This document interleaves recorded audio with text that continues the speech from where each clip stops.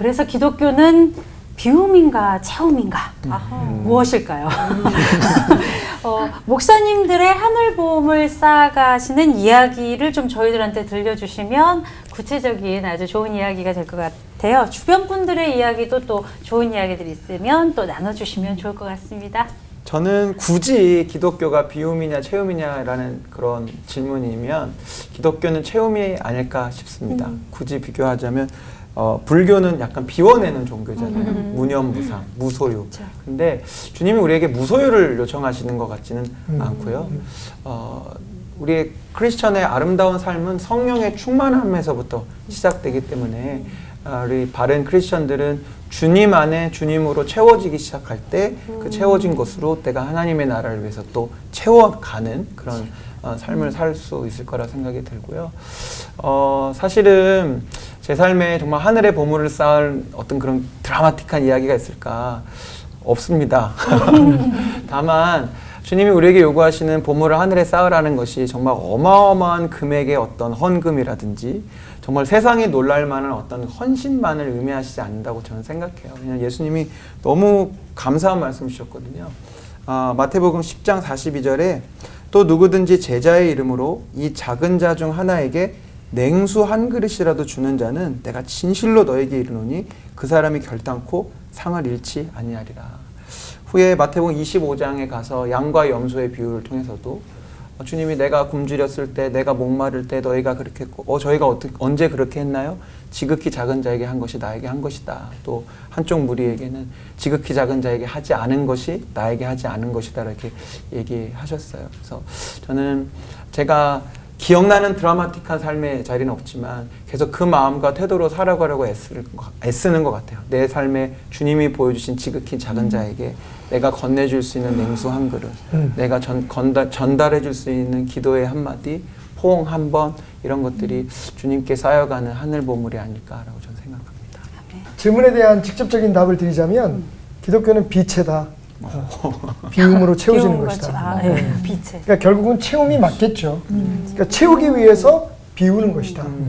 가장 좋은 예가 빌립보에서 나오는 너희가 이 마음을 품으라. 예수 그리스도의 마음이니?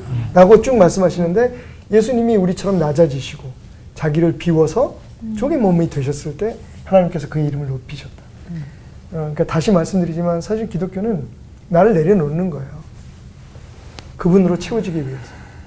그러니까 하늘로 채워지기 위해서 내 보물들을 내려놓는 거거든요. 그러니까 모든 것의 소유가 하나님의 것이다. 여기서부터 결론이 안 나지면 우리는 하나님을 믿는 사람이지 하나님의 사람이 아닌 거예요. 아까 말씀하신 것처럼 하나님을 믿는 사람은 하나님이 도구가 될 수도 있어요. 왜 믿습니까? 내가 이 땅에서 성공하기 위해서. 내 것으로 채워지기 위해서 믿는 거잖아요. 근데 하나님의 사람은 다를 거예요. 하나님의 사람은 하나님이 주인 된 사람이거든요.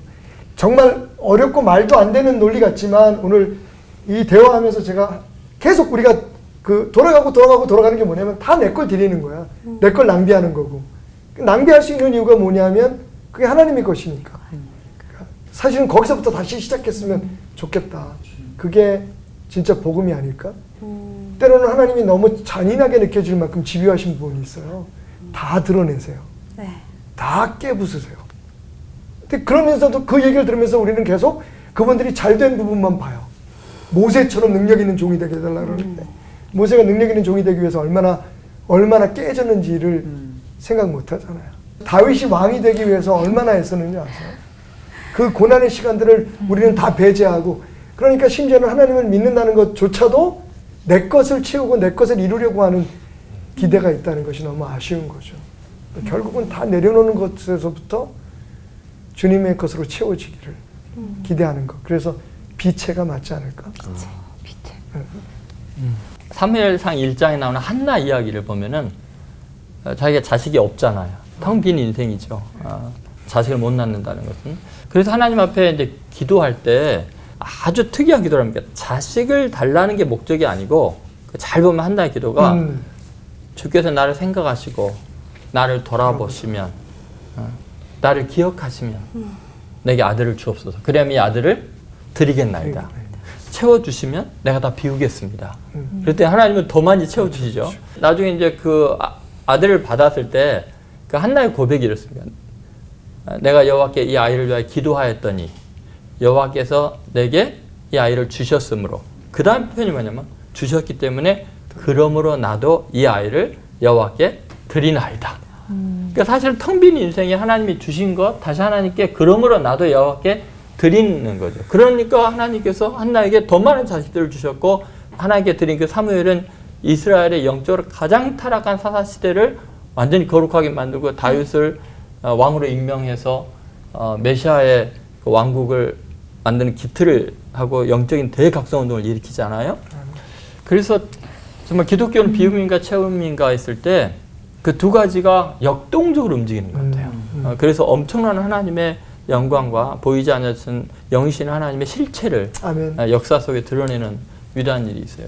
제가 목회를 하면서 정말 감동적인 것이 이 비움으로써 체험을 받는 위대한 분들. 근데 그 인생이 텅 빈 인생이었어요. 항상 보니까 하나님이 채워주신 것 때문에 그렇게 쓰임받는 분들인데요.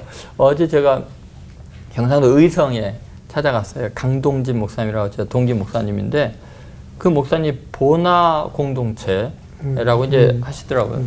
근데 이분이 그 집을 지어서 선교사님들이나 이런 분들이 와서 그냥 살게 하시는데 집을 지금 45채를 지으셨대요.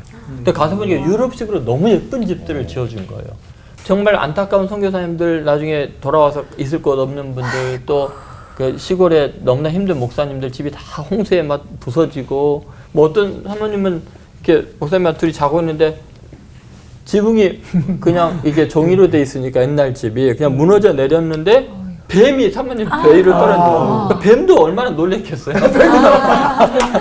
근데 그걸 보고 이제 그 집을 지어주시고 있다고 이제 그런 이야기를 하시고, 지금도 계속 집 짓고 그렇게 하시는데, 시골 그 구석에서 목회를 하시는데 전 세계를 다니는데 1년에 뭐 40몇 번인가? 몇 번인가를 해외를 다니신대. 왜냐하면 아시아, 뭐 아프리카 이런데 그 공동체를 형성하고 어떻게 그 어려운 사람들이 살 수 있는가를 양계를 하시고 이러면서 그분들을 섬기는 기쁨이 충만한데요. 생각해보세요. 어떤 목사가 그렇게 많이 해외를 나가고 그렇게 많은 일을 할 수 있겠어요. 근데 시골에 아무것도 없는 목사님이 계속 비우고 나눠주는 걸 통해서 그 일을 해요. 그러면서 그분이 하시는 말씀이 자기의 정체성을 이렇게 고백하더라. 나는 선교사님들의 종놈입니다. 그분들을 섬기는 종의 사명을 하나님 내게 주셨습니다. 그럼 하나님께서 그렇게 채워주시는 것 같아요. 주라 그리하면 너에게 안겨주리니 누르고 흔들면 넘치도록 안겨주리라. 그러니까 소망을 하나님께 두고 모든 것이 하나님 거라고 믿는 정말 보물을 하늘에 쌓아두는 그 마음이 보이지 않는 하나님의 손길을 이 땅 가운데 느끼게 해주는 위대한 쓰임이 되지 않나, 그런 생각을 하게 됩니다. 아멘.